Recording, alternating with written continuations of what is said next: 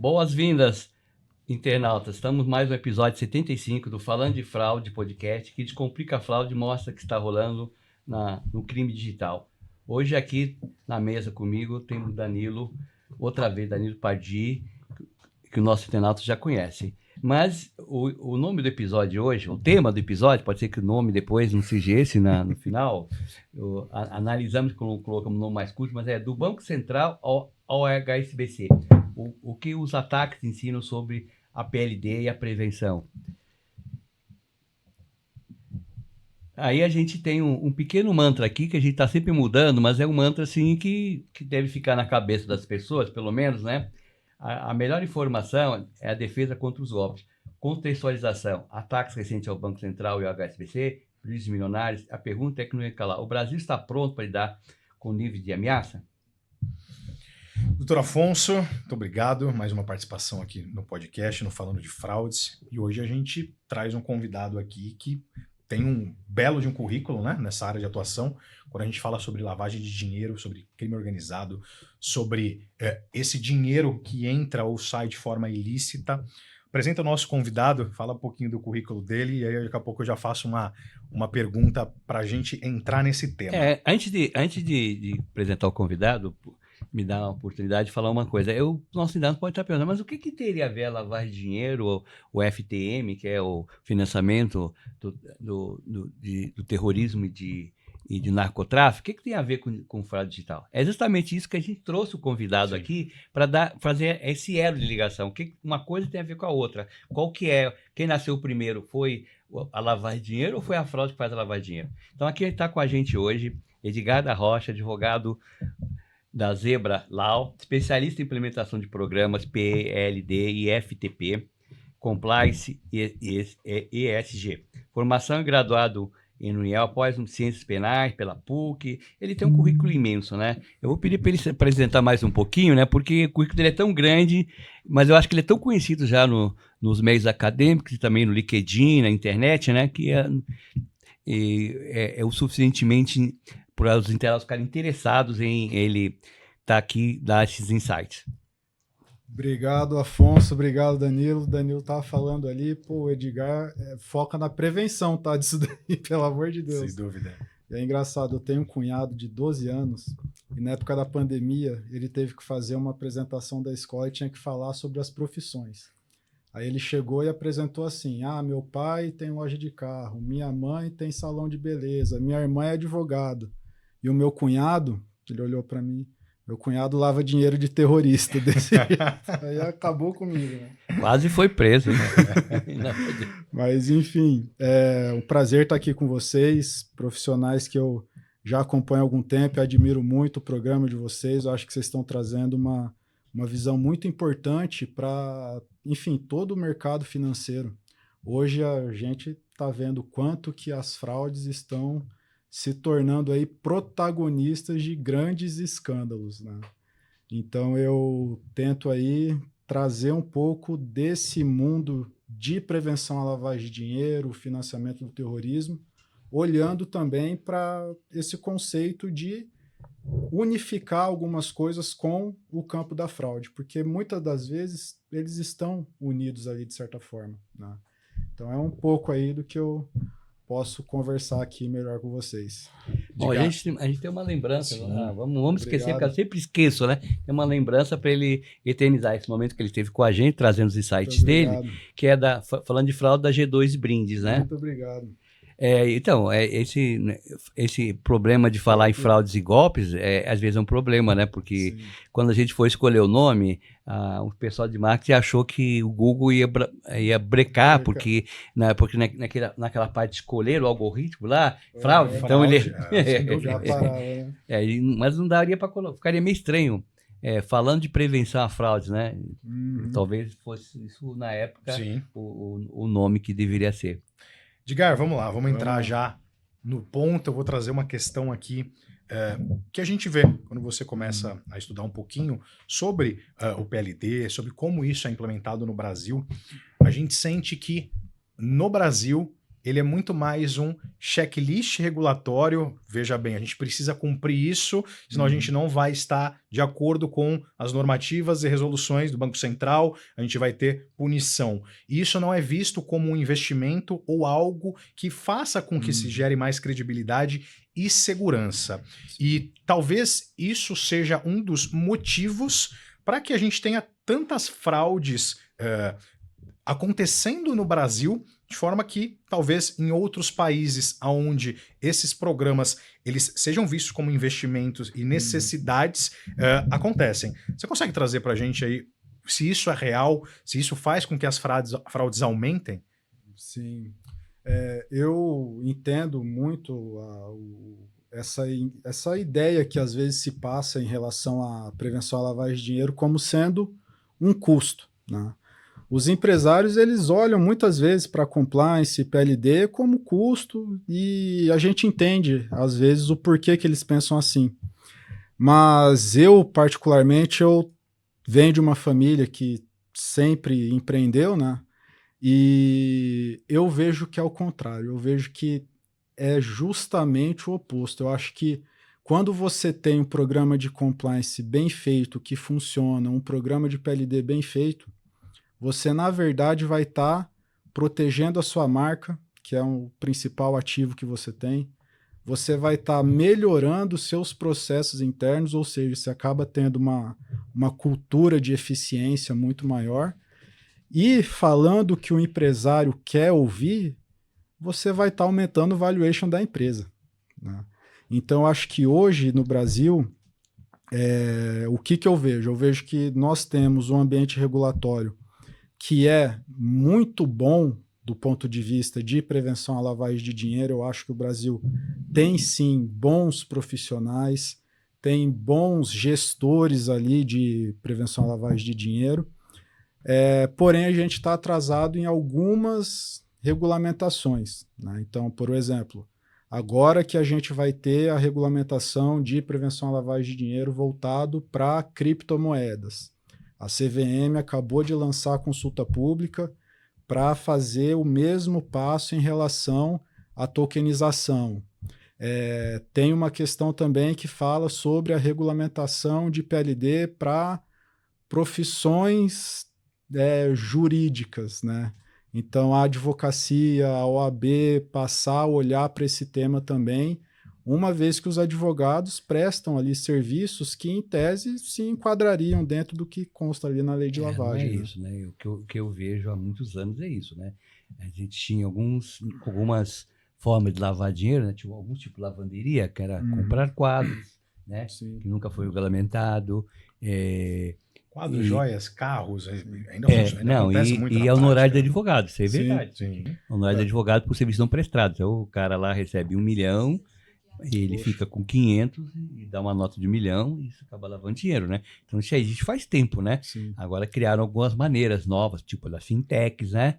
Que vão ser regulamentadas também, né? Entendeu? Então, assim, sempre o mal está na frente, sempre o dele está na frente, aí depois vem a regulamentação. Tem que correr atrás, Isso desde o primeiro código civil, do código de processo, sempre foi assim, né? Sempre eu que acompanhei já a evolução de acho que 5 códigos, né? É assim, o código, eu acho que até ultimamente tem ido mais rápido, né? Tirando o Código Penal, que é uma coxa de retalho, né? Vai ter ido mais rápido, né? Mas o que significa na prática a integração do PLD e a prevenção de fraude dentro da instituição financeira? Essa integração, inclusive você pode falar um pouco sobre as fintechs, talvez, agora aqui, né? Porque as fintechs eram um bolsão ali de... Sim. Criaram os caminhos para fraude. Criaram o Pix, que é uma ferramenta, criaram as BET, e aí surgiram, claro que não foram criadas, né? Surgiram no apagar da noite, no escondido ali, as casas de aposta, né? E aí criaram o caminho, né? O caminho para fazer laranjais, né? Dentro que é as fintechs, né? Então, criaram os bancos digitais também, que prestam um bom serviço, mas são, acho que, um pouco mais descuidados com o investimento no compliance, na cibersegurança, né? O cara recebe uma conta lá do cara que mora... muito fácil, o algoritmo pode ver, localizar por bairro. O cara mora lá no Jardim Ângela e recebe todo dia R$100.000 e some em 30 segundos. Não é possível, né? Com toda a inteligência artificial, com a Gemini, não sei o que lá. Não consegue perceber movimentações atípicas e consegue, por exemplo... o algoritmo consegue bloquear o meu WhatsApp do Danilo, assim, a gente não trafica arma, nem tóxico, né? Graças a Deus, não temos dinheiro, eu também não faço esse tipo de coisa, né? E só por curiosidade, nem o Danilo sabe, eu tive não foi bloqueio, foi banimento, dia 31 de março, 31 de março, e aí tô usando outro número, ele por 2 vezes já me bloquearam por um dia, viu? Bloquearam essa semana também, Danilo. Na terceira já suspende ali mais a conta. Mas eu não tenho o que fazer, eu só uso, business ainda, eu só uso para cliente, para negócio e para passar. Só se eles estão achando quando eu passo algum episódio nosso aqui que eu estou disseminando fraude, o algoritmo, mas pode ser.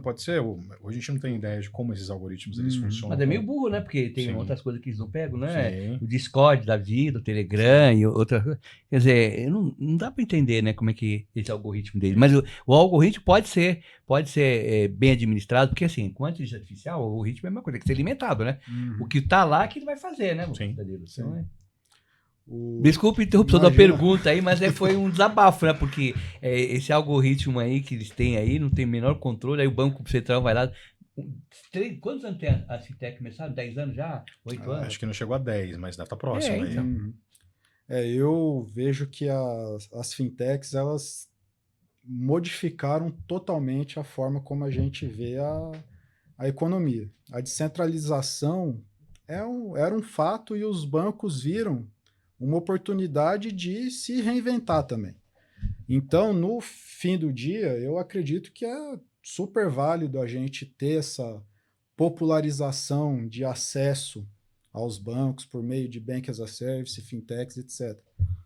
Acontece que, junto com pessoas como nós que usam esses mecanismos para coisas lícitas, tem pessoas que vão usar essas brechas para questões ilícitas. E aí a gente precisa separar o joio do trigo. Né? Então, por exemplo, a gente já teve a consulta pública falando sobre a regulamentação do Bank as a Service pelo Banco Central, e ali o Banco Central já está trazendo uma diretriz no sentido de você, enquanto instituição que presta os serviços de Bank as a Service, um banco tradicional que tem uma fintech operando e oferecendo esses serviços por meio de uma conta nesse banco para os seus próprios clientes, né? A gente via que essas contas que chamam contas bolsões, elas eram praticamente rastreáveis, porque o cliente no final do dia era quem? A fintech. Então, os clientes da fintech não apareciam no sistema financeiro. Aí que tá o Banco Central buscou justamente isso, fazer com que essas instituições participem ali do processo de prevenção à lavagem de dinheiro, trazendo regras para mitigação de alguns riscos, identificação. Não tinha nem relatório. Agora vai ter que fazer relatório, relatório mensais, retroativa 6 meses, tem um parâmetro de 15 milhões e vai ter que identificar todo mundo, entendeu? Sim. Mas eu acho que ainda talvez tenha alguma coisa a mais para ser feita. E um controle jurídico muito grande em relação aos contratos que são firmados entre as fintechs e as instituições financeiras, né? Para justamente trazer ali algumas medidas de prevenção à lavagem de dinheiro também. Eu acho que tem responsabilidade solidária, né, Danilo? Sim, o banco tem responsabilidade. Contratou, é um serviço terceirizado, na fintech é um serviço terceirizado. Ele não pode não se responsabilizar, né? Por exemplo, o que aconteceu com o Banco Central e HSBC. Eu vou aproveitar esse ponto, a gente está falando de responsabilidade e problemas.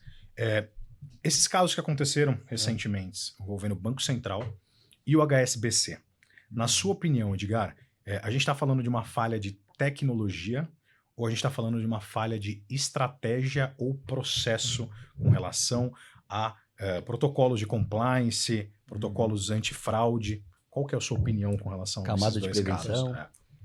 Olha, eu acho que é bem difícil eu falar para vocês que o HSBC teria algum problema com tecnologia, uma vez que a gente sabe que o parque tecnológico deles é gigantesco. Então, assim, do ponto de vista de tecnologia, obviamente, pode ter uma falha ou outra, mas eu acredito que foi mais uma questão de estratégia que acabou gerando o que aconteceu ali em relação a essa fraude praticamente bilionária, né? Sim. Que já está... Eu acho que é uma falha humana ali, né? Os desdobramentos, a gente nem sabe, acho que talvez a extensão ainda geral, né? Mas vai ser... teve esse caso da HSBC, teve um pouco antes o envolvendo a CMS, né? Do Banco Central. Também. Foi 1 bilhão e pouco, e falou que é 700. Exato. E assim, o que eu vejo que pega um pouco ali? A gente tem, e aí mostrando para vocês o que fica na minha cabeça quando eu falo de prevenção à lavagem de dinheiro e me vem essa questão de fraude, né? Existem alguns princípios de prevenção à lavagem de dinheiro que eu trago para outros cenários também, quando eu vou fazer uma consultoria, implementar algum programa de PLD, compliance ali pelo escritório, e, por exemplo, a abordagem baseada em risco. É um princípio de prevenção à lavagem de dinheiro que diz basicamente o quê? Trate o seu risco de acordo com o que ele realmente representa para o seu negócio. Nem mais nem menos, né? Nesse caso, eu vejo que pode ter ali, obviamente, não sei ali nos detalhes, né? Mas assim, acredito que pode ter acontecido alguma falha eventualmente em você fazer os processos de conheça o seu funcionário, conheça o seu prestador de serviços terceirizados, né? Esses procedimentos de prevenção à lavagem de dinheiro são importantíssimos para você, inclusive, mitigar riscos de lavagem de dinheiro ligados a questões de segurança. Eu concordo com você. Eu sei pouco, comparado com você, pouco de lavagem de dinheiro, mas eu sei de sintomas exteriores de riqueza. E antes de criarem compliance, etc., a recomendação que eu dei para meus clientes sempre foi que veja, antes das redes sociais, veja de alguma outra forma, manda alguém fazer uma investigação sobre determinados funcionários que estão aparecendo com casa melhor que a do dono da empresa, com um carro, né? Então, isso são sinais exteriores de riqueza que aí se investiga exatamente, né? Então, você está dando uma senha para um camarada única, para o cara que ganha 10 mil reais, que chega alguém com 20 lá vai comprar. A gente sabe disso, já passaram vários pessoais de cibersegurança por aqui, por esses 100 e poucos convidados, e a gente, todos eles confirmaram a nossa teoria, que 70% das falhas em um sistema de cibersegurança não é a tecnologia, é humano. Sim. É humano. É por descuido, por não fazer o procedimento correto, por não ter a habilidade técnica correta, por corrupção, por preguiça, né? Uma senha vai para o departamento inteiro, né? É isso que você falou, é isso que tem que fazer. Esse é uma primeira insight, é esse, né? Conheça seus funcionários, invista no programa de PLD, tem isso, né? Saber com quem você está trabalhando, né? Se é que trabalha com coisas sensíveis, que é o dinheiro, também é coisa sensível, não é só doença, né? Sim. Então trabalha com o Banco Central, trabalha com tema de controle de pagamentos. Tem que tomar algumas medidas mínimas ali de segurança, né? E com esse gancho eu pergunto para você, os modelos de PLD internacionais, como da Europa e dos Estados Unidos, eles dialogam com o do Brasil? Porque também eu vejo, né, Danilo, que o sistema de lavagem ele tem que ser integrado, né, com o mundo inteiro. O cara pode lavar dinheiro lá fora, nas Ilhas Caimã, e etc, né? Como é que funciona essa ligação, né? Essa lavanderia internacional, a prevenção dessa lavanderia internacional, como é que funciona? Existe dentro do mundo de prevenção à lavagem de dinheiro, financiamento do terrorismo, armas de destruição em massa, etc. Existe um órgão que se chama GAFI, é o Grupo de Ação Financeira Internacional. O GAFI, basicamente, ele traz ali recomendações que os países signatários, o Brasil é um deles, devem buscar ali a implementação, tá? E dentro desses princípios do GAFI, algo que eles batem muito é em relação à cooperação internacional. Isso é muito importante. Então, as instituições aqui no Brasil, instituições financeiras, etc., elas buscam ali informações em bases de dados internacionais. Existem diversas empresas aqui no Brasil que têm esse tipo de serviço para fazer essas checagens do ponto de vista de prevenção à lavagem de dinheiro, terrorismo, etc. Então, existe essa tendência de você olhar do ponto de vista um pouco mais global, tá? Tem dentro também do nosso arcabouço regulatório medidas que o Banco Central, por exemplo, impõe para você bloquear ativos que sejam, enfim, suspeitos ali de fazerem parte de uma pessoa designada como um terrorista, por exemplo. Tá? Então, isso já existe aqui. E do ponto de vista internacional, pensando em fraude e lavagem de dinheiro, eu vejo que tem uma cultura lá fora que olha para fraude e prevenção à lavagem de dinheiro de uma forma mais holística. Eu não falo que são áreas unificadas lá fora, mas são áreas que se conversam mais do que habitualmente eu vejo em alguns clientes que eu já atendi aqui no Brasil. Né? E eu comecei a ver que falta um pouco disso aqui. Esse olhar mais holístico para os riscos de lavagem de dinheiro, envolvendo, muitas vezes, tipologias de fraude. Né? Então, é um paradigma aí que eu, particularmente, acho que o Brasil vai começar a quebrar, principalmente depois das bets e da cripto. Porque a bet e a cripto, eu acho que elas chacoalharam ali o nosso mercado e o nosso ambiente regulatório, e a gente está vendo que sem prevenção à lavagem de dinheiro, você nunca vai conseguir quebrar o estigma desses setores com o crime organizado, e aí sem fazer juízo de valor. Eu acho que cada um tem o direito de apostar, jogar, de investir em cripto, etc. Cada um tem o seu direito. Agora, a sociedade, às vezes, olha para esses dois segmentos e sempre vão atrelá-los ali ao crime organizado. Então, aí eu volto naquela sua provocação no começo.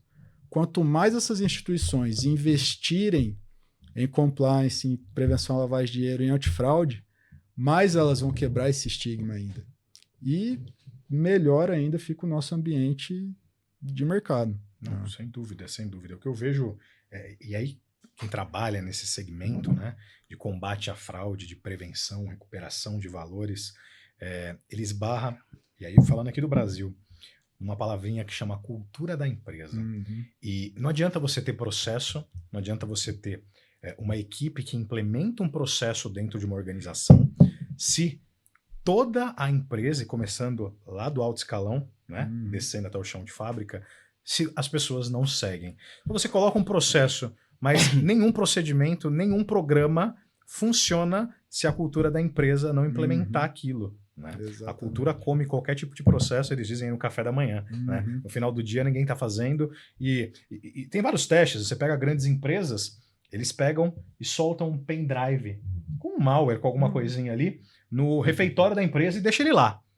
A primeira coisa que acontece quando alguém acha aquele pendrive é chegar na sua mesa de trabalho e espetar ele no computador. Curiosidade faz parte do Pois humano, é, né? mas se você tem um programa ali, teoricamente, demonstrando os riscos que isso pode causar, e aí a gente vai falar um pouquinho no final ali sobre a questão de um hacker externo ou o insider, o cara dentro da empresa, quem é mais prejudicial.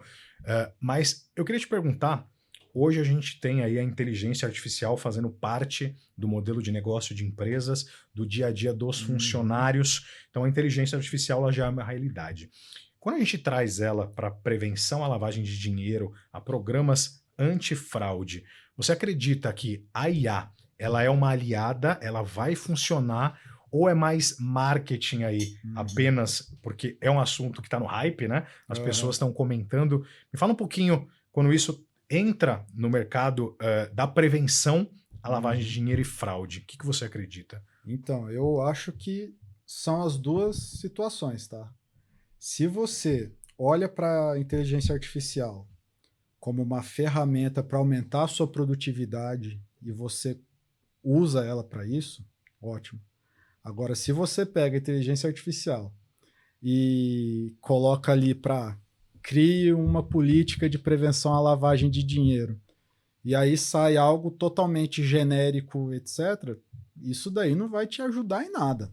Tá? Não, é que tem empresas hoje que elas colocam lá que tem inteligência artificial no seu negócio, mas colocou lá só para fazer marketing. Exatamente. Não, sem dúvida. Sem dúvida. Está esquecido é isso. Porque o cara não sabia com quem, o que ele ia fazer, como que ele ia gastar para implantar, porque não é você comprar uma licença de usar um ChatGPT, um Gemini ou qualquer outro, Manus, etc. Tem vários, né? Mas precisa implantar isso, né? É como você implantar um CRM, né? Você pensar em maneiras de, por exemplo, exatamente, pegar uma série de transações que geraram alertas de fraude ou prevenção à lavagem de dinheiro, etc., e usar a inteligência artificial para você detectar, por exemplo, padrões, exatamente, anomalias, hoje para algo mais preditivo. Eu tenho um parceiro que ele tem uma empresa que trabalha com tecnologia e eles fazem monitoramento em rede de computadores. Então, grandes empresas fecham um pacote mensal com ele de serviço e também monitoramento contra ataques. E hoje tem IA funcionando para monitorar os pacotes de dados que são transferidos. Então, o que ela faz? Ela faz uma média de cada usuário por 30 dias ali, que está utilizando naquela rede de trabalho, verifica o pacote de envio e recebimento de informações daquele usuário. Então, na segunda-feira é tanto, terça. Depois de 30 dias, ela já criou um padrão naquele usuário. Quando acontece algo completamente fora do padrão, ela já apita que aquele usuário tem um problema e o gestor ali da rede já vai verificar o que está acontecendo. Então, eu acho que a utilização de IA, como você mesmo falou, para ampliar aí o alcance e a estratégia vai ser muito favorável, assim como é para qualquer negócio. Mas você usar ela, como você bem colocou aqui, genérica, cria aí um programa e coloca no site da empresa mostrando qual que é a nossa nova política, não vai funcionar. Exatamente. Esse é outro insight. Se você quer fazer sua empresa está atualizada, colocando inteligência artificial, você tem que criar um programa com um especialista, como o Edgar. Exatamente. Como você vai fazer um CRM, você chama a empresa lá para implantar o CRM, o que ela vai fazer, com todas as funções dela, é a mesma coisa para a lavagem de dinheiro. Você põe a inteligência artificial, mas vai fazer um programa com um especialista igual o Edgar, ou o próprio Edgar, depois ele vai deixar os dados dele aqui, e ele vai criar a metodologia do sistema. Não adianta pedir para a própria inteligência artificial criar a metodologia, porque vai ser genérico. Sim. Ele vai adaptar a metodologia à sua empresa, seja um marketplace, seja um setor financeiro, uma fintech, ou um banco, ou seja uma prestadora de serviço, até um escritório de advocacia, né, que tem que ter compliance também. Ele vai criar esse sistema e vai dizer como vocês vão administrar isso, né, e fazer até a manutenção disso, porque o mundo vai mudando, né? Daqui a pouco vocês vão receber em criptomoeda, então tem que ver como é que funciona, né? As corretoras de cripto por aí, porque existem vários corretores de cripto falsos também. Isso é um outro detalhe. O que eu tenho mais visto hoje, doutor Afonso, Edgar, é o ChatGPT trabalhando para criar política de privacidade e termos de uso. É impressionante. A gente faz esse trabalho no escritório e o que a gente recebe, pessoas, não, mas eu criei ali no ChatGPT, aí você começa a ler, tá, você explica um pouquinho o seu modelo de negócio. E aí, o ChatGPT, obviamente, ele precisa de um script para trabalhar. Sim. Se você sabe mandar um script para ele que tem a ver com o seu negócio, ele vai te ajudar. Mas você pede para ele criar uma política de privacidade. Só isso. Ele cria uma para um negócio completo. Você tem uma padaria, ele cria um para o shopping center para você e te entrega. E é realmente isso que tem acontecido. Você precisa de um profissional. Tem que ser alimentada. No Brasil a gente sabe, mas vamos contar para você, quais os setores que estão mais vulneráveis à falta de integração entre a prevenção e o PLD? Eu acho que a prevenção do PLD, né? Não a prevenção, porque a prevenção de tudo. Prevenção à lavagem de dinheiro e prevenção a fraudes, né, como um todo. O que me trouxe esse insight? Foi justamente envolvendo um cliente, uma instituição financeira. Seria bom você contar um case aí, não precisa contar os nomes, porque a gente sempre tem que sensibilizar o nosso público. Eu contar um case ou dois, a gente aprende, eles vão aprender também. Eu, há um tempo atrás, eu fui ali contratado para fazer um treinamento com uma equipe grande de uma instituição de nível nacional aqui, instituição financeira, de PLD, né? E eu não faço treinamento se não for personalizado. Por quê? Você tava Não, falando de não cultura. faz online, é isso? Não, faço online, só que assim, não tem algo de prateleira. Padrão, que não funciona. Ah, tá. Você não tem. Eu gosto de personalizar. Sim. Eu acho que não tem cabimento mesmo sim, personalizar. Você faz um briefing, uma reunião com o cliente, ele entende o negócio dele e cria algo Cara, que funcione. Você imagina, o PLD de uma BET é muito diferente do PLD Exato. da Amazon, né? Sem dúvida. Mas tem muito treinamento que é de Padrão. prateleira, entendeu? Não, e não pode. funciona. É barato, mas não serve. E o que o Danilo estava falando, né, sobre a cultura. E aí, só fazendo um adendo. Dentro por exemplo, da circular 3978 do Banco Central, lá se fala sobre aculturamento organizacional e capacitação de pessoal. Então, não existe a palavra treinamento lá na norma, né? Existem essas duas frentes. Conhecimento só. Fala de aculturamento organizacional e capacitação. Que é um conhecimento. Exatamente. Quando a gente olha para o aculturamento organizacional, eu não estou falando só de um treinamento. Eu estou falando de a empresa se posicionar, Sim. a empresa mostrar o que é vestir a camisa de PLD. Né? E capacitação, você tem que olhar, e aí eu vou para o nível de personalização, você tem que olhar o perfil do seu público, o grau de conhecimento que eles têm ali em relação à prevenção à lavagem de dinheiro, o que eles realmente fazem, quais áreas das empresas eles trabalham, né? Então, por isso que eu levo muito a sério os treinamentos para você olhar realmente o que você vai precisar passar de conteúdo. E, nesse caso, eu pedi para conversar com o responsável ali pela área de PLD, né? E conversando com ele, a gente chegou no assunto BET, ele falou, olha, BET não é algo que me preocupa, a gente não tem clientes BET, a gente não transaciona com BET, não é um problema para mim. Beleza, mas eu não converso só com ele. Pedi para conversar com algumas pessoas regionais ali da equipe, né? E conversando ali com 2 profissionais em apartado, chegamos no assunto BET e eles falaram, cara, BET tá tirando meu sono. Eu, calma aí, por quê? Acabei de ouvir um outro ponto, né? E aí vem a questão, tipo, dentro da mesma área de PLD, já tinha ali uma questão descentralizada, né, de informações. E aí eu fui falar, tá, mas por quê? Ele falou, olha, tem muito cliente nosso que tá transacionando com casas de apostas, etc., mas que tem KNAI de açougue, de padaria, etc., ali, né? E, ao mesmo tempo, isso só chega pra gente quando a área de fraude fala assim, olha, esse não é um problema de fraude, é um problema de PLD. Aí eu falei, olha, então temos aí um problema, né? Então, nesse treinamento, por exemplo, eu coloquei ali para explicar para esses colaboradores o que era a BET, o que está trazendo de riscos ali em relação à BET, o que as BETs estão fazendo para se proteger também do ponto de vista de PLD e, principalmente, como que as tipologias de fraude podem ser ali aproveitadas pela área de PLD, né? Então, esse tipo de olhar é importante. E aí é o que eu te falo. Os setores que eu acho que mexeram muito aí com a dinâmica do mercado foi BET e cripto. Porque são os setores que hoje são os mais estigmatizados e é justamente ali, por questões envolvendo fraude, crime organizado, etc., que esse assunto tá vindo à tona, né? Que é essa ideia de você olhar os riscos de fraude PLD de uma forma mais conjunta.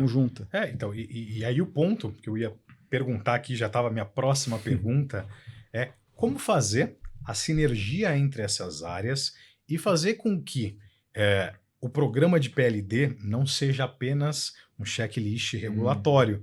Como que a gente consegue implementar? Com treinamento, enfim, qual que é a sua ideia para que isso venha a existir no mercado, pelo menos no Brasil, que eu acho que a gente está um pouquinho defasado com outros países. Vamos lá. Tem alguns pilares que eu acho que vão sustentar esse modelo de FreeML, tá? Começando pelo principal, capacitação e aculturamento. Eu acho que esse é o principal e eu sem brincadeira, eu estava um tempo atrás pelo Instituto de Prevenção à Lavagem de Dinheiro, IPLD. É um instituto que eu praticamente criei minha carreira ali dentro. E eu estava junto com a Andréia Vargas, que é a diretora do IPLD, uma pessoa que aprendi muito com ela, né? E a gente fez uma visita para o Banco Central, e nessa visita a gente conversou bastante sobre o profissional de PLD. A forma como esse profissional de PLD ele está sendo doutrinado a seguir padrões pré-estabelecidos, mas sem olhar para a parte de análise. A parametrização do... É você olhar para, ok, tem a regra, mas se algo foge da regra, a pessoa já se trava, sabe? Isso é por quê? Porque falta uma capacitação mais direcionada para a realidade que essa pessoa está enfrentando. O profissional. Né? Exatamente. Então, acho que o primeiro pilar para você pensar em FreeML é iniciar esse período de aculturamento e capacitação, treinamento dessas pessoas. Um segundo ponto é você pensar em tecnologias, novas formas, novas tecnologias. Então, por exemplo, vocês que estão no mundo aí de fraude, entendem muito mais de fraude do que eu. Geolocalização, ferramentas de geolocalização são muito importantes para fraude e eu vejo também que podem trazer informações valiosíssimas para frente de PLD eu envolvendo... acho fundamental, inclusive, aprimorar. Existe hoje alguns programas que consegue ter uma geolocalização gigantesca para o uso civil, né? Porque para o uso militar tem, então trazendo para o uso civil com mais características de realmente localização em tempo real e mais aproximação, né? O risco geográfico ele é muito importante para a avaliação interna de riscos da instituição, né? Então isso é algo que eu acho que é muito comum na frente de fraudes e que pode vir também para o mundo de PLD. Então, eles estão usando muito para prevenção, mas na apuração ainda não. Por exemplo, você vai fazer uma transação, alguns bancos, instituição financeira, você precisa fazer uma transação que ela acontece fora da sua geolocalização, você está em São Paulo, faz no Rio Grande do Sul, eles acabam bloqueando essa transação, certo? Mas não há uma localização, o cara que está em rua, hora, e não há essa localização. Só para fins militares, né? Para fins de espionagem, militares existe, né? Mas isso vai ser usado já, tem que ser usado de maneira... que eu acho que... E ver o padrão de comportamento. Poxa, tem ali em uma determinada residência 10 aparelhos conectados e transacionando com a sua instituição. Sim. No mesmo IP ali no ainda, mesmo IP, no mesmo lugar. Isso é um padrão? O que tem ali? É um escritório? É uma residência familiar? A geolocalização vai fazer todos esses parâmetros que é um bairro residencial que não poderia ter um escritório ou uma empresa e vai... São esses riscos, fazer... né? Sim, e aí, só continuando, tem esse ponto de tecnologia, e aí vem um outro ponto que eu acho que vai ser fundamental, é a integração das políticas e procedimentos. sobre esse assunto. Nós conversamos nos bastidores, né? Essa integração desse software aí, que parece que é um software canadense, né, Danilo? Ele vai contar para nós como funciona essa integração.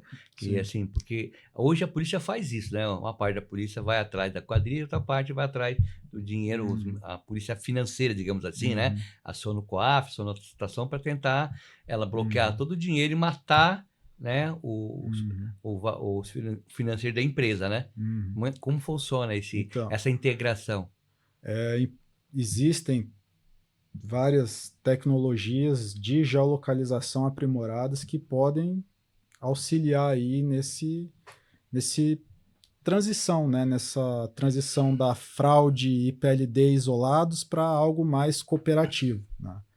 E essas instituições, essas empresas, uma delas que você citou, trazem esse tipo de tecnologia embarcada com vistas principalmente olhar para o ponto de vista de fraude. Então, por exemplo, muito utilizado lá fora por, enfim, bets, por cassinos online, etc. Qual que é a ideia? A partir do momento em que você passa a transacionar de uma localização que foge do seu padrão, ou que você vê muitas alertas em uma determinada região geográfica, etc., você comece a fazer diligências avançadas em relação a essa situação em específico, né? E o grau de aprimoramento que essas tecnologias trazem hoje é muito grande para que você consiga produzir relatórios de inteligência financeira que às vezes vão trazer informações importantíssimas para as autoridades policiais investigarem ali casos que realmente sejam, né, mais propensos ali a uma lavagem de dinheiro, etc. Então, esse cenário de integração de tecnologias, de equipes, isso é muito importante, tá? Isso que está chegando no Brasil agora. Isso é o que estou aí me movimentando para trazer aqui para o Brasil, fomentar cada vez mais essa integração entre PLD e fraude. É bom você trazer o ponto da tecnologia para o bem, para integrar e conseguir aí buscar soluções em sinergia entre os departamentos, mas quando a gente fala em tecnologia, a gente também tem que olhar para o lado obscuro dela, né? Sim. A gente tem golpes sendo aplicados com a utilização de deepfake, a gente tem a inteligência artificial sendo utilizada para burlar mecanismos de defesa, mecanismos de prevenção. E aí quando a gente coloca isso em um comparativo com a tecnologia de prevenção, você acredita que hoje os programas de PLD eles estão prontos para enfrentar a tecnologia utilizada pelos criminosos, como a deepfake, como outros mecanismos na prevenção à lavagem de dinheiro e fraudes? Mais um motivo, acho que você deixou escancarado por que eu entendo que um próximo passo evolutivo aqui para o nosso ambiente financeiro aqui no Brasil é você olhar para fraudes e PLD de uma forma mais harmoniosa, tá? Poxa, com a inteligência artificial você consegue fazer tudo isso daí que você falou, né? E quando a gente pensa em prevenção à lavagem de dinheiro, a gente muitas vezes está pensando no quê? No que a gente chama de MSAC, tá? O processo de monitoramento, seleção, análise e comunicação de operações e situações suspeitas de lavagem de dinheiro. Isso daí, as ferramentas aqui no Brasil são ferramentas robustas que fazem um bom trabalho ali de monitoramento, né? Existem diversas empresas que possuem essas tecnologias que conseguem, inclusive, já detectar um alerta e se for um caso de uma operação, por exemplo, que demanda uma comunicação obrigatória, compulsória para o COAF, já tem essas ligações com os sistemas, né? Porém, um passo a mais que PLD pode trazer do ponto de vista de segurança institucional é justificar, por exemplo, que uma instituição busque, às vezes, uma tecnologia voltada à biometria comportamental, por exemplo. O que a inteligência artificial, pelo menos ainda, tá, eu acredito que ela não consegue fazer. A forma como o Danilo movimenta o celular. Não, já tem a 5.0, né? Já está acontecendo, já está isso. acontecendo, mas ainda é muito mais tá difícil. Muito mais difícil. Ela não consegue identificar padrões que uma pessoa que, por exemplo, eu conheço o Dr. Afonso, eu sei como o Dr. Afonso se comporta. A IA, ela precisa de muito conteúdo para identificar um padrão. Por exemplo, eu tenho mania de passar a mão no cabelo aqui. Aí ela não vai saber disso. Sim. Então, coisas assim, por exemplo. Eu tô falando da biometria. A leitura. A leitura, sim. A leitura hoje já tem um comportamento de voz, teclado. Mas um padrão de comportamento. Da IA não. IA não tem. Assim, a forma como a gente movimenta o celular. Não. Os nossos batimentos cardíacos, né? Então eu vejo que só na biometria que tá 5.0 já tem alguns características, mas ainda é muito caro. Só grandes instituições estão usando para identificar em grandes contratos. Né? E o futuro, eu gosto de fazer esse exercício com os meus alunos, né? Como que você imagina a prevenção à lavagem de dinheiro em 2050? Né? Olhando para assuntos como, cara, realidade aumentada, deepfake, biohacking, metaverso. Né? a pessoa, de repente, poxa, vai, sei lá, 2050, às vezes a gente vai ser meio humano, meio ciborgue também, como que vai ser a biometria disso, Talvez não, mas a gente validações, etc. vai usar muito a holografia, Sim, metaverso, vai estar transicionar, já que ninguém quer sair de casamento, vai criar um mundo digital. sim. Esse mundo que está no celular, aqui, ele vai aumentar com imagens e com... Tá? Sim. E quando eu falo ali da biometria comportamental, a gente vê, por exemplo, vamos imaginar naqueles casos de sequestro relâmpago, tudo mais. Pode chegar num ponto em que o seu smartwatch ele detectou uma anomalia ali nos seus batimentos na hora que você estava entrando no aplicativo do seu banco, a instituição talvez já vai conseguir, vou limitar a quantidade que ela vai conseguir transacionar, etc. Muito interessante. Esse tipo de possibilidades que a tecnologia ela está desenvolvendo, vejo que vai cada vez mais permitir essa integração de segurança institucional mesmo, entre PLD, fraude, cibersegurança. Eu acho, tenho certeza disso, que os gadgets vestíveis vão ser utilizados. Já tem vários, né? Sim. Tem vários, tem relógio, tem anel, tem anel. Agora, precisa do outro lado, isso você falou. Sim. Precisa que essa tecnologia esteja integrada com o PLD e quem está do outro lado, o banco, as BETs, as fintechs, etc., elas identifiquem isso, coloquem isso no score deles para poder monitorar isso, né? Exatamente. Porque essa tecnologia existe, só tem que integrar. Essa integração, eu já vi um anel, que ela vê o batimento cardíaco, ela faz o batimento cardíaco e a respiração, né, o oxigênio. Não é só a pulseira, que um anel. A gente vai poder monitorar também. O Apple Watch hoje, e até um caso, me contaram, a pessoa estava utilizando, o pai utilizava o Apple Watch e era integrado naquele mecanismo de família do iPhone. E aquele pai, ele bateu o carro em uma determinada noite, e foi um acidente muito feio, apitou no celular de todos os filhos que havia acontecido um acidente por conta do relógio que ele estava utilizando. O meu faz isso também, já a última geração faz isso, e ele nos Estados Unidos ele dispara o mecanismo para o 911 lá. No caso aqui, avisou toda a família que havia acontecido uma colisão, apareceu no relógio, dos celulares dele, e aí a gente já vê um tipo de monitoramento feito, onde se identificou um acidente e salvou a vida dele, obviamente. O Apple Watch ele faz, inclusive, o batimento cardíaco, faz várias coisas, pressão arterial, ele mede a pressão arterial também, né? Eu acho que o futuro Mas eu acho que ainda falta muita coisa ainda para usar, justamente não só com o pessoal, usar com as transações financeiras, usar com as compras, entendeu? E isso são armas contra a fraude, né? Sim. Se houver isso aí, vai ter uma... Então, mas isso é muito... Hoje, a maioria das instituições financeiras de grande porte, elas já estão com algumas prevenções, né? Se não é a biometria 5.0, é uma biometria boa, não é mais aquela biometria de prédio ou de academia, é uma biometria que consegue ter mais, ela consegue ter um compliance, não é o melhor, mas um compliance que consegue detectar. Os grandes bancos estão fazendo propagandas e colocando banners, todos os bancos grandes, Banco do Brasil, Itaú, todos estão fazendo propaganda, horários nobres também nas redes sociais, então há um trabalho de prevenção com o humano, que é uma grande falha, né? Mas, e as pequenas e médias empresas, que são as maiores vítimas aí, porque o prejuízo é maior de imagem e de valores, né? E a credibilidade, né? Né?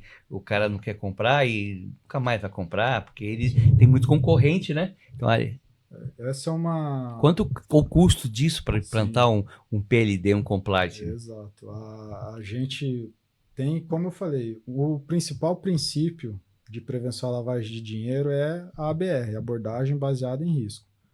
Uma instituição que tem diversas filiais, diversos clientes, diversos produtos, atua em diversos mercados, ela vai ter um risco muito maior do que uma instituição menor que tem produtos mais limitados, etc. Qual que é a diferença? É o que você falou, o orçamento que você vai poder, às vezes, alocar, né?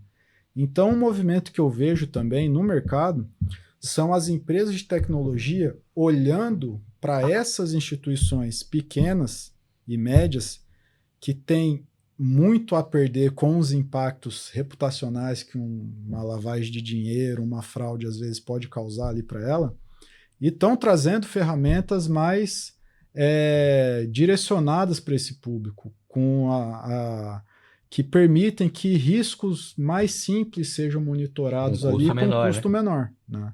Então, existe esse movimento que eu vejo que algumas instituições estão fazendo, criando ferramentas que te permitem, de uma forma mais barata, fazer processos de conhecer seu cliente, conhecer seu funcionário, enfim, monitoramento de algumas transações mais nichadas, né? Isso é importante, esse insight é importante, né? As empresas pequenas e médio porte procurarem uma empresa que preste assessoria de PLD, que tem um custo menor, né? Que tem um programa para pequenas e médias empresas, porque então é como seguro, né? Estão correndo risco menor que uma empresa grande, mas estão correndo risco. Hoje em dia, os ataques estão em todo quanto é lugar. Antes de fazer a última pergunta, eu tenho uma curiosidade. Não sei se você tem. A lavagem de dinheiro, PLD, ficou famoso em Curitiba, não é isso? Em Curitiba, não, no Paraná, né? E foi isso que despertou esse mercado? Quando começou toda aquela operação lá com o ICEF, do Lava Jato, foi isso que te despertou? Não tem ninguém cuidando dessa horta aqui do lado da minha casa. Você é de Londrina, né? Então. Eu sou nascido e criado no Mato Grosso, né? Minha família é do Mato Grosso. Rondonópolis, né? Rondonópolis. E minha família, parte de pai, em Cuiabá. E eu me mudei para São Paulo para estudar, fiz cursinho aqui em São Paulo, logo ali quando estava na época ali de mensalão, etc, né? E esses temas estavam começando a surgir, né? Até o mensalão não tinha notícias. Não existia compliance no Brasil. Não Compliance aqui. Não tinha notícia que a gente lavava dinheiro só de crime, né? O compliance ele se iniciou aí efetivamente nas empresas nesse momento da nossa história não tão recente e não tão agradável do Brasil. Nem o crime de organização criminosa era tipificado. Crime do colarinho branco. Terrorismo não era tipificado ainda. Sim, também. Não só o terrorismo. Não tinha lei ainda. E assim, eu passei na Universidade Estadual de Londrina, fui fazer Direito em Londrina. Ali, né, como muitos, conheci minha esposa, que hoje é mãe dos meus filhos, né? Eu me formei no último ano, no terceiro ano, eu comecei a estudar o crime de lavagem de dinheiro. E assim, eu me apaixonei naquilo ali. Mas ao mesmo tempo eu ficava assim comigo, poxa, como que eu vou conseguir trabalhar com isso? Porque eu acho que todo mundo tem sim direito de defesa, etc., mas eu não conseguia me imaginar atuando em questões criminais, né, na defesa, envolvendo lavagem de dinheiro, etc. E foi justamente no período em que começou a Lava Jato, então eu fui ali talvez dessa primeira leva de profissionais que estavam ali, né, na sementinha da Lava Jato. Conheceu o ICEF? Não conheci. Mas um fator importantíssimo foi um intercâmbio que eu fiz na Universidade de Delaware no último ano de faculdade. Então ali foi importante por quê? Porque foi a primeira vez que eu e minha namorada, a gente morou junto. Então ali eu brinco que a gente fez o test drive, né? E também foi na Universidade de Delaware que eu conheci toda essa frente ligada a compliance, prevenção à lavagem de dinheiro. Que lá fora já estava bem desenvolvido. Exatamente. Né? E aí eu voltei para o Brasil com essa intenção. Né? E hoje eu trabalho totalmente com essa frente de prevenção à lavagem de dinheiro. A primeira vez que eu vi isso aí, que eu fiquei... Já conhecia, mas não tinha mensurado o tamanho do negócio, foi com operações mão limpas, né? Da Itália, né? Que aí começou no Brasil a se falar isso aí, entendeu? Sim. Aí veio o mensalão logo em seguida e tentaram, vamos fazer a nossa mão limpas aqui, né? Mas não sei se foi igual a da Itália, nenhuma nem outra. Mas pelo menos despertou interesse de jovens igual você. À época, né? Que estudaram isso e hoje a gente já tem um grande contingente de pessoas, né? Sim. Que estão... tentando implantar esse sistema para que a gente... Porque depois de 2020 também aumentou tudo por causa das fraudes, né? Sim. E aí as fraudes levaram justamente essa integração aí, e você tem que acabar com as fraudes e matar o sucesso financeiro que é a lavagem de dinheiro, né? Porque esse dinheiro volta de uma maneira limpa para o crime, para outras várias atividades aí, né? Então a gente tem lavagem de dinheiro em tudo, né? Não é só no... Sim. A gente esqueceu também essa parte do streaming, né? Dessas caixinhas. Então olha quanta coisa, né? Crowdfunding, né? Então. E uma outra pergunta que eu tenho, o COAF, nós já perguntamos também em off, conversando com ele, o COAF é do tamanho adequado para o tamanho hoje das transações, da lavagem de dinheiro e das, né? Ele tá, porque o COAF não está igual o Código de Processo, o Código Civil, que primeiro fica grande, depois que ele vai regulamentar. Como é que está o COAF em relação à regulamentação, em regulamento à fiscalização? Porque o COAF é o único órgão que a gente tem que mais importante aí, além da geolocalização, o COAF, né? O ambiente regulatório de PLD aqui no Brasil, ele tem diversos órgãos e o COAF é o órgão que centraliza o recebimento das comunicações de operações suspeitas e também tem o dever de regulamentar a PLD para atividades que não têm um órgão regulador próprio, né? Então, por exemplo, ele é o Banco Central ele é o Banco Central de joias, veículos, bens de luxo, por exemplo, é o COAF quem regulamenta, né? E assim, eu tive uma sorte de ter na minha trajetória profissional convivido com pessoas que tiveram muita vivência ali de prevenção à lavagem de dinheiro. Um exemplo, uma pessoa que eu considero um grande mentor para mim, Joaquim Cunha, foi diretor de inteligência financeira do COAF ali da primeira leva, né? E o COAF, ele foi um órgão que começou, né, ali quando foi criado, muitos profissionais sendo emprestados ali de outras instituições, Caixa Econômica, outras instituições públicas, né? E hoje o COAF ele já está em uma estrutura muito melhor do que era antes. Hoje está sob o comando do Dr. Sade. A gente está com a Juliana Petribu também, a Caroline Yumi, que veio da Secretaria de Prêmios e Apostas e agora está no COAF também. Então, assim, é um órgão que tem profissionais muito bons, faz um trabalho hercúleo aqui no Brasil. Mas está o tamanho adequado? Então, esse que é o ponto. Eu acho que o COAF está em um processo de consolidação ainda, né? Eu acho que no futuro, o COAF vai, com certeza, sob a gestão do Dr. Sade, vai conseguir também ampliar os seus quadros ali, porque os riscos estão aumentando também. Exatamente, é essa a preocupação. Estão trazendo... Falando de fraude. Quando incluíram ali as juntas comerciais e os cartórios ali com obrigações de PLD, no outro ano, o setor comunicou, só perdeu dos regulados do Banco Central e por muito pouco. Mas teve um boom de comunicações e imagina o COAF tendo que fazer a triagem de tudo isso, né? Então é um órgão que eu vejo que está ganhando protagonismo e que vai ter que conseguir ainda mais recursos. Na realidade, eu nem tinha pensado nisso aí, Danilo, ele não monitora todos os segmentos. Sim, não monitora. Até porque tem comunicações. Tem segmento que tem órgão próprio de monitoramento e de fiscalização, né? O COAF ele recebe as comunicações de operações suspeitas, né? Então, mas vai tudo para lá no COAF. As comunicações de operações vão para o COAF. Qualquer operação acima de um determinado valor, antigamente era 50 mil, hoje está quanto? Hoje está, salvo engano, está 100 mil, quer dizer, está 50 mil agora. Ainda 50 mil? 49.999. Antes era 100 mil. Hoje diminuiu para 50 mil. Quando começou era 50 mil. Era 100 mil? Era 100. Era 100? Era maior. Era maior. Era maior. Agora está 50. Mas aí é uma fiscalização que exige mais mão de obra, mais...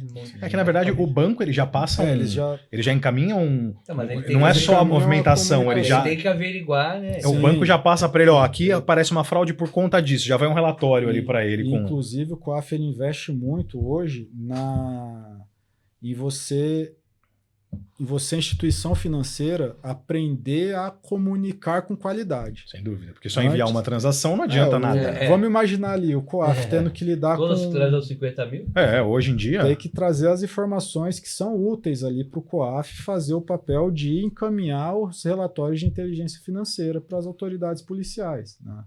Então, o COAF, eu vejo que ele está em um momento cada vez maior ali de consolidação, está com um protagonismo muito importante dentro do ecossistema de PLD aqui do Brasil.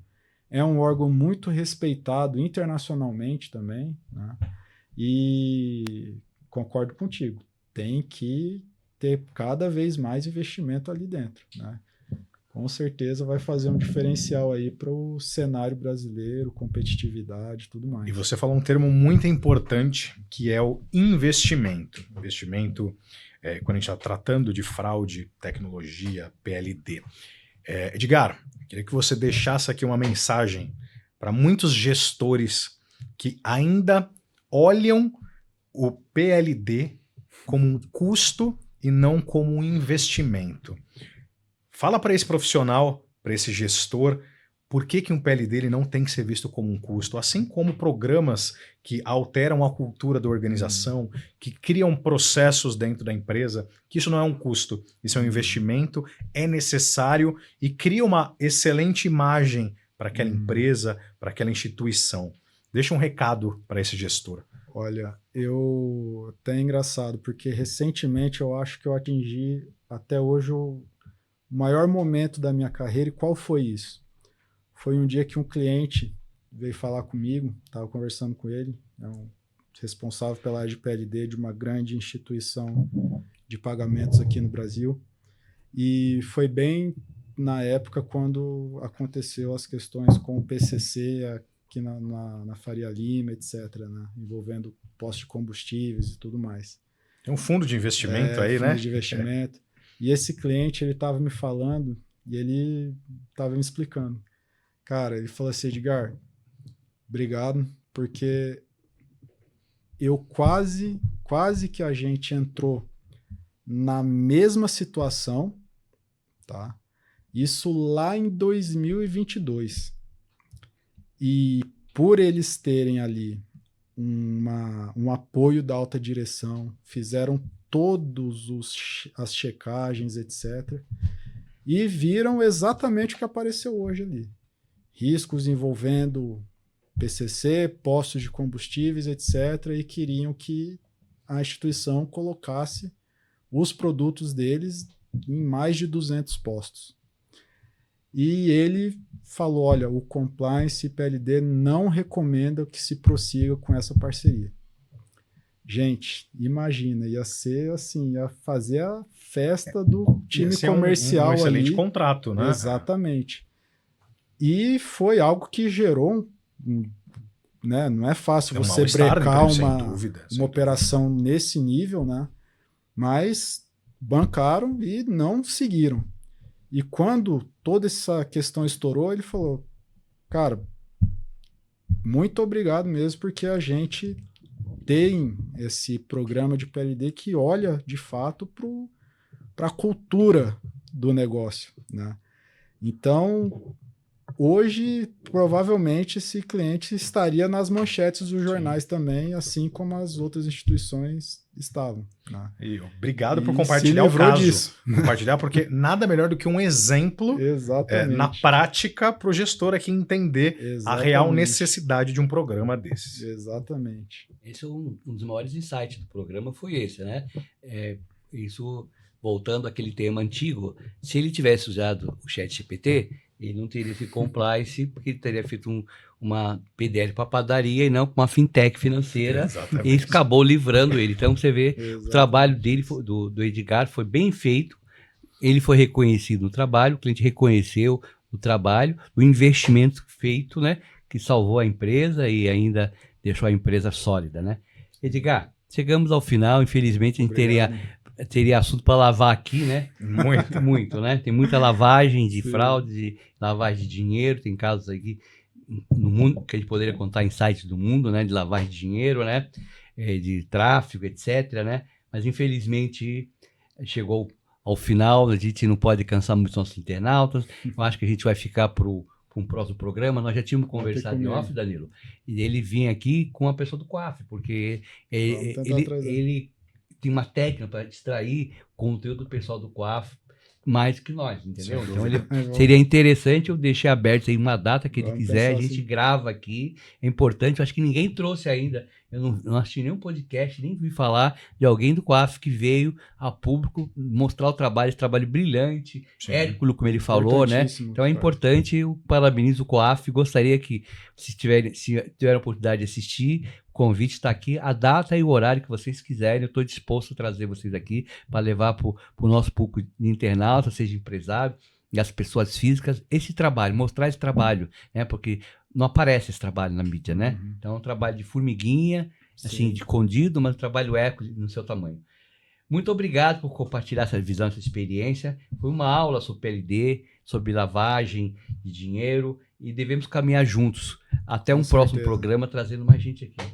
Edgar, agradeço muito a participação, o internauta que está assistindo. Com certeza ele sai com um conteúdo bem mais enriquecido, entendendo o que é um PLD, como isso na prática funciona e ajuda a evitar a lavagem de dinheiro e prevenção a fraudes. Nada melhor do que compartilhar experiências profissionais e exemplos práticos, que nem você fez aqui. Te agradece muito a sua participação. Eu que agradeço vocês, contem sempre comigo e estou aí à disposição dos internautas, do público de vocês, para conversar mais ainda sobre esses temas. Eu adoro isso. Se deixar, eu falo de PLD por muito tempo. Então, contem comigo. Assim que possível, a gente retorna aí com mais novidades. E aí, galera, Falando de Fraude, não se esqueça de se inscrever no Falando de Fraude no YouTube, no Spotify, em todas as plataformas de áudio. Ative o sininho, compartilhe com seus amigos, siga no LinkedIn e no Instagram. E também conte com o Danilo, ele tem os canais dele, é fácil localizado, Danilo Pardi, do Edgar Rocha também, e o meu. Se precisarem de alguma orientação, de alguma informação, estou à sua disposição no Instagram Falando de Fraudes, no meu Instagram do LinkedIn, Afonso Moraes. Fiquem com essa informação, que é a melhor defesa contra os golpes, e até o próximo programa.